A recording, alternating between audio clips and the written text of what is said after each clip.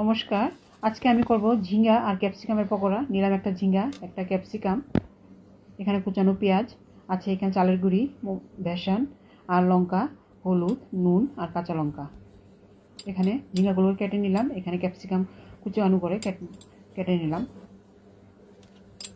এখন এটার মধ্যে মিক্স করব। প্রথমে বেসন দিয়ে ভালো করে এটাকে মিক্স করে নেব। দিয়ে দিলাম চালের গুঁড়ি,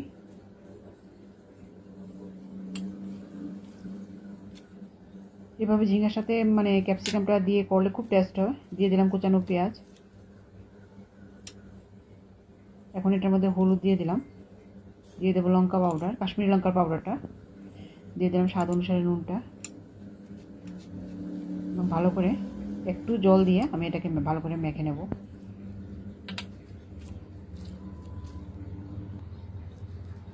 এখন ভালো করে আমি এটাকে মেখে নিয়ে নেব।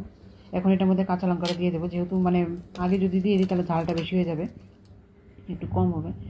এখানে তেল গরম হয়ে গেছে, কড়াইয়ের মধ্যে দিয়ে দিচ্ছি। এখন একটা একটা করে দিয়ে দেবো, এভাবে ছোটো ছোটো করে দিয়ে দেবো। খুব টেস্ট বন্ধুরা ঝিঙ্গা দিয়ে আর ক্যাপসিকাম দিয়ে।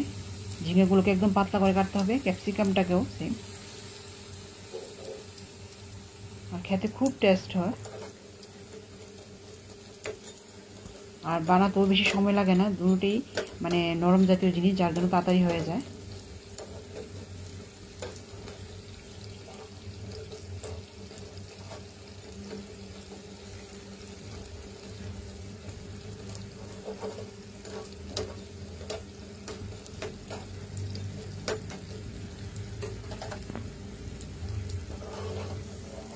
দেখুন হয়ে গেছে, একদম সফট নরম।